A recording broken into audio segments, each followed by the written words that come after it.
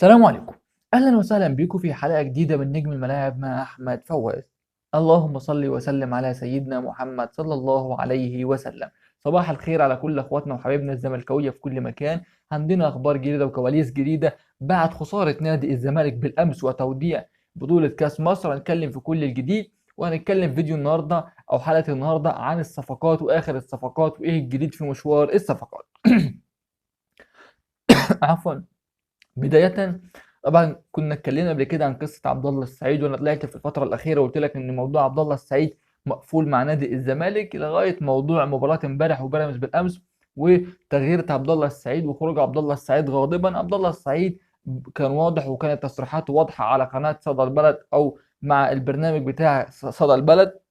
الراجل اتكلم وقال مع هاني حتحوت ان ما زالت في مفاوضات ما بين اداره الناديين، والراجل ينتظر يعني الحسم النهائي او القرار النهائي من قبل اداره الزمالك بحسم موقفه مع نادي بيراميدز. كمان قال الراجل رغبتي واضحه، اريد الانضمام لنادي الزمالك. وكمان قال ان انا عايز اروح نادي جماهيري لتجديد دوافعي وتجديد يعني النشاط بتاع عبد الله السعيد، ومش عايز اكون يعني كالموظفين. ده كلام وتصريحات عبد الله السعيد. والناس هناك لما سالوه هل انت يعني بعد صعود نادي بيراميدز واقترابه من حسم بطوله ليه او اول بطوله في تاريخه ممكن ده يغير رغبتك في الانضمام لنادي الزمالك؟ قال لا، انا اريد نادي الزمالك، ويعني رغبتي واضحه، اريد نادي الزمالك.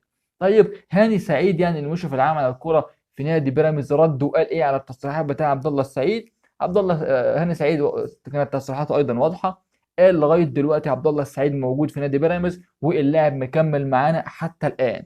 فلما ساله هاني حتحوت قال له طب يعني ممكن يكون في نادي الزمالك؟ قال له لو انا قلت لك هيكمل معانا بنسبه 100% يبقى انا بقول لك باي كلام. انا بقول لك الفتره اللي احنا بنتكلم فيها دي عبد الله السعيد موجود معانا، ولكن انا ما اعرفش اللي هيحصل بعد كده ايه. ده كلام وتصريحات الاخ هاني سعيد.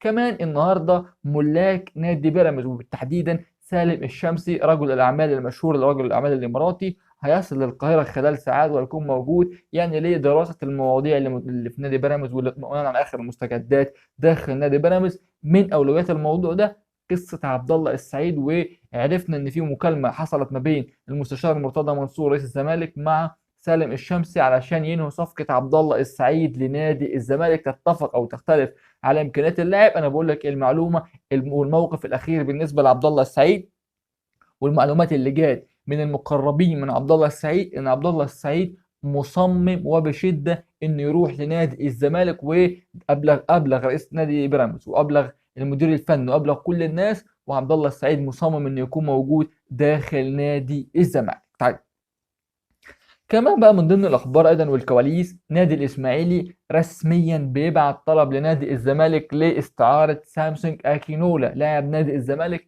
بعد طلب احمد حسام ميدو. فنادي الزمالك نادي الاسماعيلي طلب بشكل رسمي استعاره سامسونج اكينولا من نادي الزمالك. كمان وكيل جون اوبوكا لاعب نادي سيراميكا كليوباترا يعني طلع وضح الرؤيه كامله. قال ان في مفاوضات حصلت ما بين الزمالك وسيراميكا كليوباترا واتفقوا على كل الامور داخل الزمالك مع اداره نادي بيراميدز، ولكن اللي عطل الصفقه او معطل الصفقه حتى الان ان المقابل المادي اللي عايزه سيراميكا عايزه كاش، كل المبلغ كله كاش. الزمالك عايز يدفعه على اقساط. ده اللي موقف صفقه جون اوبوكا حتى الان. وقال كمان ان هو يتوقع خلال ايام ان الموضوع ينتهي وان جون اوبوكا يكون موجود مع نادي الزمالك. ده تصريحات وكيل او مدير اعمال جون اوبوكا لاعب سيراميكا كليوباترا. طيب كمان محمود شبانه لاعب نادي الزمالك المعار لنادي سموحه مباراته النهارده مع النادي الاهلي هي ضد النادي الاهلي عفوا هي المباراه الاخيره ليه، وبعد كده هيرجع لتدريبات نادي الزمالك بدايه من بكره بمشيئه الرحمن. ده بالنسبه لمحمود شبانه وقصه موضوع نادي الزمالك.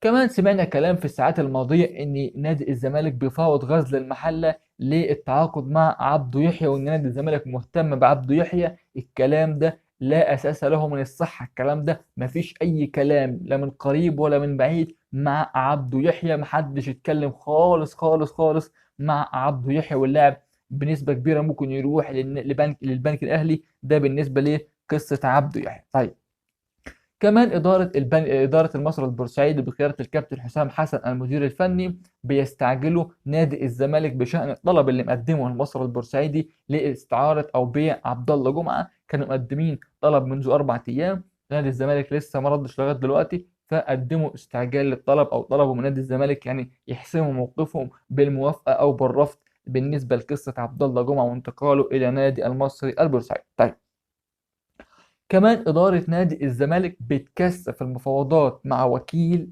لاعب بيلاتي توريه. خلي بالك من الحتة المهمة دي، إدارة الزمالك بتكثف المفاوضات مع وكيل بيلاتي توريه لاعب نص الملعب بتاع نادي بيراميدز. الأهلي دخل في الخط مع اللاعب والزمالك داخل في الخط.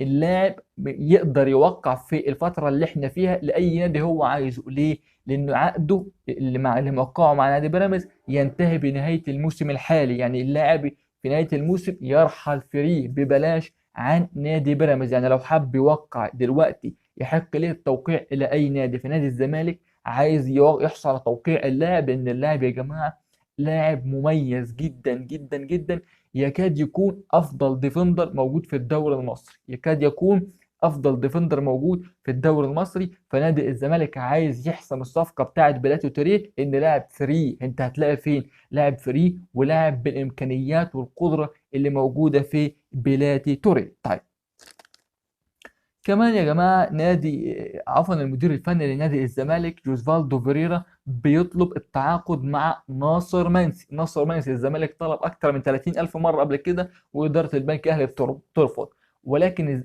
فيريرا طلب التعاقد مع اللاعب واداره الزمالك عملت له ايه؟ نفضت له. ليه؟ لان فيريرا مباراته اللي جايه يوم 21 يوم السبت المقبل مع الاهلي، في حاله التعادل او الخساره من النادي الاهلي يبقى بشكل عاجل وشكل رسمي فيريرا بره الزمالك. يبقى بشكل عاجل وشكل رسمي فيريرا بره نادي الزمالك في حاله اي نتيجه غير المكسب على النادي الاهلي يوم السبت اللي جاي، يبقى هيكون جوزفالدو فيريرا خارج نادي الزمالك. البديل اللي الناس بتتكلم عليه داخل نادي الزمالك، مفيش مديرين فنيين موجودين دلوقتي، هو الناس بتتكلم ان هيرجع اسامه نبيه يقود القياده الفنيه لنادي الزمالك في حاله رحيل جوزفالدو فوريرا، لغايه لما يجيبوا مدير فني كويس لنادي الزمالك هيتولى الامور الكابتن اسامه نبيه. كمان اداره نادي الزمالك خلت النهارده او رحل احمد عبد المقصود من الجهاز المعاون لفيريرا، وتم تعيين مكانه او بدل منه الكابتن حسين ياسر المحمدي بدينا للكابتن احمد عبد المقصود. والكلام ده فيرير اصلا لا وافق ولا رفض، يعني فيرير اصلا ما يعرفش حاجه، والزمالك روتيني كده هات وحط مكانه. فمن الاخر اللي بيحصل ده فيرير عارف انه هيمشي واداره الزمالك عارفه ان هي هتمشيه، فالموضوع كله مساله وقت بالنسبه لرحيل جوزفالدو فيريرا. كمان اداره نادي الزمالك وقعت عقوبه على احمد سيد زيزو، وكانت فيه يعني جلسه تعنيف من فيريرا لاحمد سيد زيزو بسبب ضربه الجزاء والاستهتار اللي كان بينفذ بيها بطريقه احمد سيد زيزو. فيه رعونه وفيه استهتار وفيه حاجات يعني كتير مش عايزين نتكلم فيها بالنسبه لاحمد سيد زيزو، وده الموقف بتاع احمد سيد زيزو. كمان المهاجم الاجنبي الجماهير الزملكاويه زهقت لان انت مش قادر توفر مهاجم، لا قادر توفر ابوكا ولا غير ابوكا. يعني انت لا قادر توفر ابوكا ولا غير ابوكا، ولا عارف تجيب صفقات كويسه، خصوصا ان شايف فريقك بينهار والمفروض تدعمه بصفقات قويه، ما بيحصلش داخل نادي الزمالك. وده الموقف الحالي داخل نادي الزمالك. يعني الكلام والمعلومات اللي وصلتنا ان محمود شبانه بنسبه 100% في الزمالك، عبد الله السعيد بنسبه 80% في نادي الزمالك، جون ابوكا موقفه 70% معلق حاليا مع نادي الزمالك لحين انهاء صفقه المهاجم. لو ما قدرش يخلص المهاجم اللي هم بيقولوا عليه يبقى هيرجعوا لصفقه جون ابوكا مع نادي سيراميكا كليوباترا. وده الموقف حتى الان مع سيراميكا كليوباترا وجون ابوكا، وكده كل الكواليس اللي تخص صفقات نادي الزمالك اللي بيتكلم فيها حتى هذه اللحظه. والنهارده بتتكلم النهارده 17 في الشهر، يعني باقي 13 يوم حاجه زي كده وينتهي الميركاتو الشتوي. كل عام وانتم بخير. وكل ما الوقت يتزنق على اداره الزمالك كل ما الانديه عارفه ان مفيش وقت قدامك، فالانديه تعلي السعر وانت ما قدامكش حلول وما قدامكش وقت. فده كلامنا لاداره نادي الزمالك.